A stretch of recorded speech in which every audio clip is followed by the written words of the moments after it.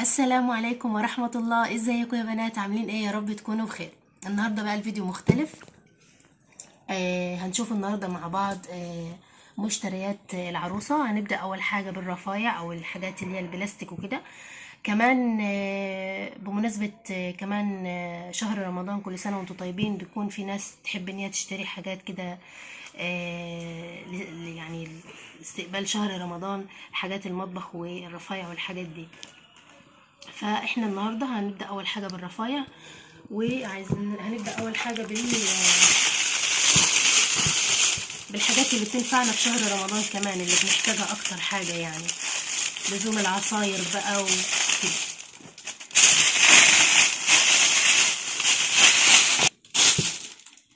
الدورق ده او الشفشق ده هو كده معاه كوبايات. طبعا بقى لزوم العصير والحاجات ديت شهر رمضان، كل سنه وانتم طيبين. بس احنا دي مشتريات عروسه اللي احنا بنوريها لكم عشان العروسه اللي معانا ما تفكرش ان احنا هنستخدم حاجتها في رمضان.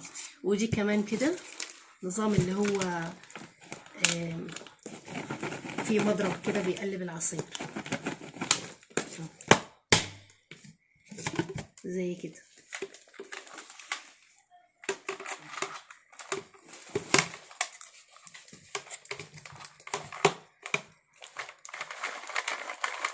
زي كده. ده كده ايه تاني واحد. دي الحاجات اللي بتنفع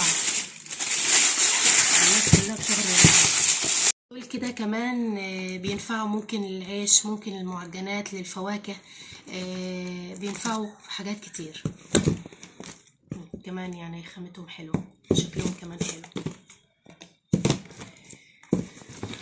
معانا هنا كمان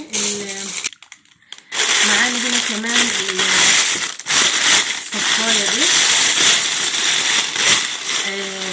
دي صفاية الفاكهة، لا دي صفاية الرز. من هنا كده بيكون فيها زي جرام كده حلو يعني عشان ما يقعش الرز، ما يقعش منك، فبتصفي. طبعا دي منتشرة كتير ومشهورة يعني بقالها فترة يعني. بس زي ما قلت لكم دي مشتريات عروسة، فلازم بيجي كل حاجة او بيلزمها كل حاجة يعني. ودي اطباق كمان الغسيل، غسيل الخضار، غسيل الفاكهة. لو عايزة تعجني فيها مثلا كمية دقيق مثلا صغيرة او كده، في الحجم الكبير والحجم الصغير. كمان قيمتهم كويسة يعني. وكمان هنا اللي هي الحافظات اللي هي زي كده، بيبقوا 3 مع بعض. دي المقاس الكبير، وفي جوه مقاس اصغر واصغر.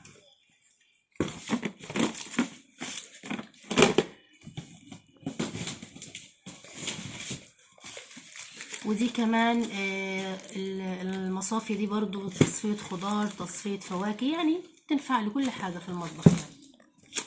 3 أحجام.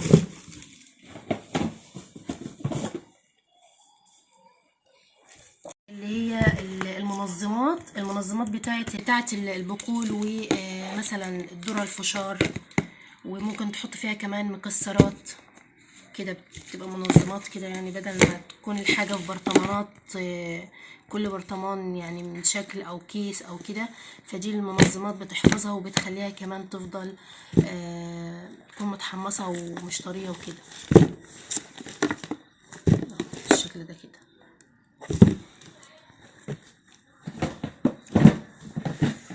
كمان هنا عندنا ايه طقم برضو التاني بتاع اللي هي حافظات التلاجة او علب التلاجة، برضو احجام. هاتي كده هنا الاحجام 4 علب، اللي هو نفس ده كده بس الاحجام الاكبر،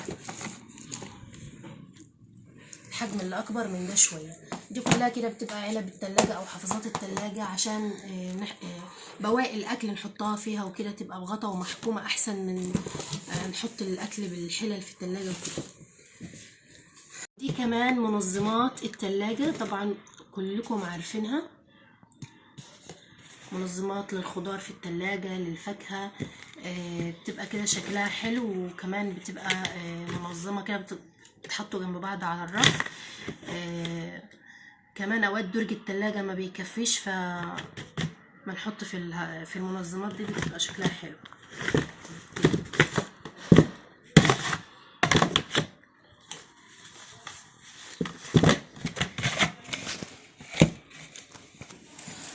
ودول علب البهارات، او ممكن المشروبات، الشاي، السكر، الاعشاب والحاجات واليانسون والحاجات دي كمان. طبعا بيبقى في طقم تاني للبهارات، ان شاء الله هوريلكم في فيديو تاني. ده كده الصغير، الحجم الصغير، وده الحجم الكبير. طبعا كمان دول موجودين في اغلب البيوت يعني. كده بيكون شكلهم حلو، وكمان عمليين يعني. الخامة دي بتكون عملية في المطبخ يعني، حتى لو وقعت منك ما بتتكسرش وكده. هو طبعا العروسة بيلزمها من ده ومن ده، بس ده بحس ان هو عملي اكتر يعني. ممكن للشاي، للسكر، كل حاجة كده زي ما قلنا. كمان البهارات. ودي كمان اطباق الحجم الكبير والوسط، وده الحجم الصغير. طبعا للاكل، للتسالي، الحاجات كتيرة يعني. ودي كمان مصافي زي اللي وريتها لكم في الاول، زي دول كده، بس حجم اصغر. كمان للفواكه والخضار وكل حاجه زي كده. ودي بقى هنا كده مصافي برضو، مصافي كده للطماطم، لأي حاجه يعني. دي كمان.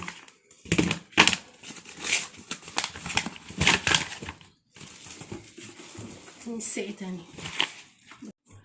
ودي كده ايه بقيه الشفاشف، الحجم الكبير والاصغر والوسط. ودي كمان حجم وسط اللي وريت لكم في اول الفيديو، وده اللي هو اللي وريت لكم ودي كمان بقيه الاطباق البلاستيك دي مصفى برضو اهي. ودي بقى اطباق ده الكبير ده برضو بينفع مثلا تنقعي فيه حاجه، تغسلي فيه فراخ، تنقعي فراخ، او تعملي تتبيله، تتبلي اي حاجه فيهم يعني استخدامات كتير. ودي كمان مصفيه، ودي اللي هو المدور الكبير، ودي مربع كمان.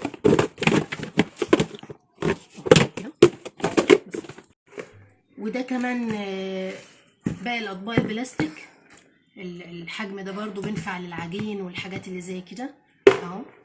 وده كمان الحجم ده. طبعا الاطباق والبلاستيك والحاجات دي كلها لها استخدامات كتيره قوي في المطبخ.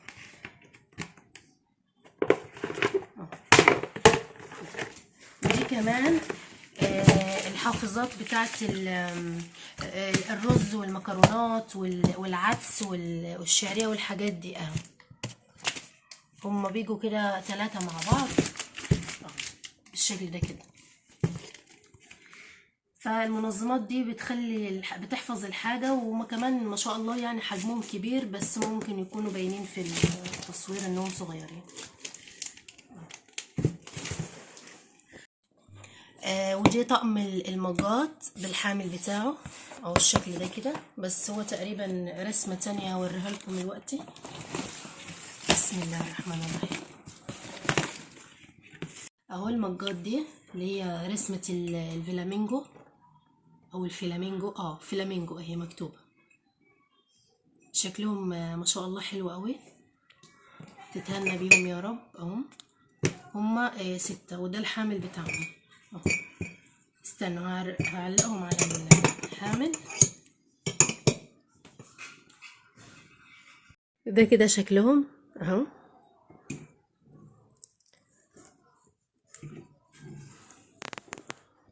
ودي البونبونيرة. طبعا ممكن تستخدميها كده زي انتيكة يعني، لان بيبقى فيه طقم تاني بونبونيرة مع طبق الفاكهة والفازة كمان. بس دي كده انا حبيت شكلها وحبيت ان هي تكون ديكور اكتر يعني. شكلها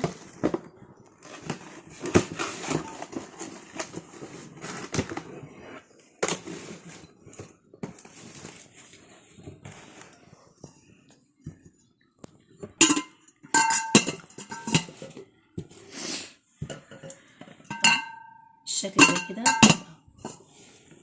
انا حبيتها كده زي ديكور يعني، او منظر كده. شكلها حلو. ممكن كمان تحطوا فيها الخرز اللي هو ملون، برضو هي شفافة كده والخرز ملون فيها يدي شكل حلو قوي. ودي بقى اخر حاجة اللي هي الرفايع اللي اكتر حاجة بحبها في المطبخ يعني.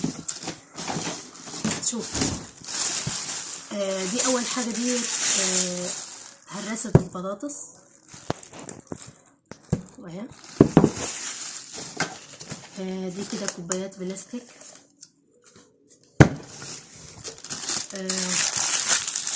ده اللي هو اهو كده.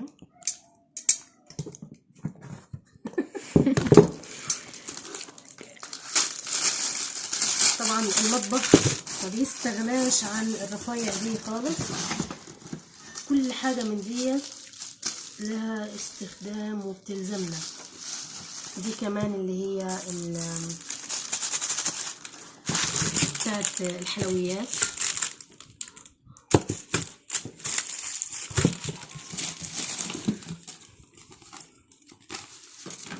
ودي المصافي، المصفى بتاع المشروبات واليانسون والحاجات اللي زي كده. ودي قطاعة العجين. ودول كده العلب دول كده بتوع الجيلي والكريم كراميل والحاجات الحلويات اللي زي دي كده يعني.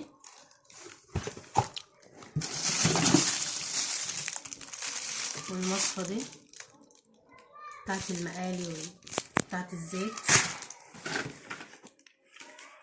ودي قشرة وقشرة. ودول كمان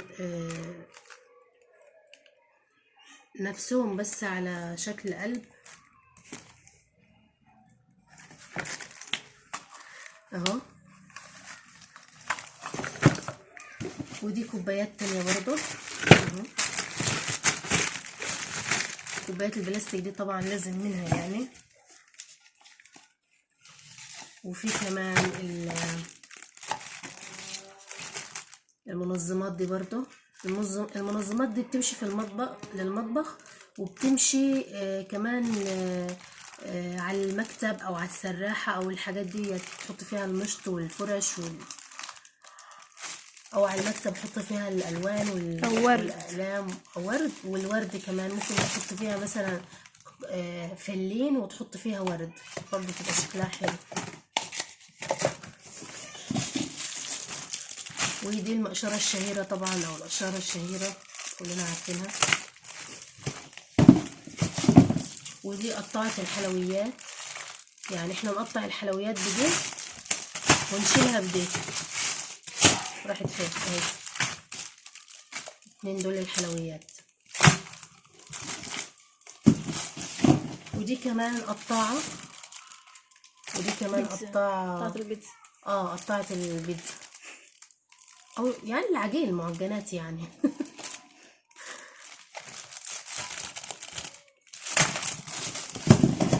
ودي كمان دول الرفايع بقى اللي هم الحاجات اللي ورينا لكم دول. طبعا زي ما قلت لكم مفيش استغناء خالص عن الرفايع، الرفايع سواء المصفيات والكوبايات او الاطباق اللي شفناها في الاول يعني. الحاجات دي زي ما قلت لكم كمان في ناس بتحب ان هي تجيب الشفاشف او الدرق يعني، وكوبايات البلاستيك والحاجات دي كمان على دخلة رمضان. ودي يا بنات الرفايع اللي وريتها لكم. طبعا لسه في رفايع تانية كتيرة كمان ان شاء الله برضو كمان في فيديو تاني هوريها لكم. بس احنا حبينا كده نوري يعني نشوف مع بعض الحاجات البسيطة والبلاستيكات والحاجات اللي انا وريتها لكم دي. لسه كمان في اللي هو طقم التوزيع اللي هو السيليكون ده برضه هوريه لكم. طبعا احنا بناخد افكار من بعض، لان كمان في عرايس كتير ما بتبقاش عارفة ان هي مثلا ايه اللي بيجي في جهازها او ايه المفروض يجي او ايه الحاجة اللي بتنفع وكده. احنا عموما في كل حاجة هنوريها لكم هي الحاجات اللي بنستخدمها والحاجات اللي بتنفعنا. في رفايع كتير موجودة طبعا في السوق، بس الحاجات دي ملاش اي لازمة يعني. بيبقى في بديل لها بينفع اكتر منها. فانا طبعا نصيحتي لكل عروسه ان انت تجيب الحاجه اللي بتنفعك والحاجه اللي بتلزمك، الحاجه اللي انت تستخدميها. ما تجيبيش حاجه انك ترميها بس كده زياده عدد وخلاص. لازم نجيب الحاجه اللي بتنفعنا والحاجة المهمة. وطبعا الحاجات اللي انا وريتها لكم دي طبعا موجودة في كل البيوت، حاجات مهمة وحاجات ضرورية. وان شاء الله هوريلكم كده، هنشوف مع بعض كده واحده واحده، هنشوف باقي جهاز العروسه ايه. وطبعا انتوا كمان تدولنا افكار، لو في حاجات احنا ما جبناهاش تقولوا لنا عليها، ولو في حاجه برضو احنا جايبينها وملهاش لازمه برضو انتوا برضو تقولوا لنا لا في حاجه تانية احسن او افضل من دي، برضو ان انتوا تجيبوها وكده. دي اللي هو السيليكون اللي قلت لكم عليه، اللي هم ال6 قطع دول. طبعا الطقم السيليكون ده لازم يكون نوعيته كويسة، لان لو نوعيته مش كويسة هيبوظ منك بسرعة، وكمان في نوعية لونها بيتغير وما بتبقاش حلوة. كمان ده الحلل اللي هي الجرانيت والسيراميك والحاجات اللي هي والتيفال، عشان ايه ما يتخربش وكده. كمان طقم التوزيع اللي هو الخشب برضو موجود معايا اهو. ده طقم السكاكين اللي قلت لكم عليه، هو نفس الشكل ونفس اللون اهو، الشكل بتاعه اهو. ودي السكاكين بتاعته، السكينه الكبيره اللي هي المشنشره والاصغر وفي الاحجام يعني اهو، نفس اللون. وده الستاند بتاعه. طبعا ان شاء الله في اطقم توزيع تانية وفي رفايع تانية ان شاء الله هوريها لكم في الفيديو الجاي. بتمنى تكون المشتريات عجبتكم، مشتريات العروسة، وتكونوا اخدتوا منها كمان فكرة. وانتوا كمان يا ريت اللي يشوف الفيديو يعطينا كمان افكار من عنده على الحاجات العملية والحاجات اللي بتنفعنا، زي ما قلت لكم. لو الفيديو عجبكم ما تنسوش تشتركوا في القناة وتعملوا لايك للفيديو، واشوفكم في فيديو مشتريات تاني جديد ان شاء الله على خير، ومع السلامة.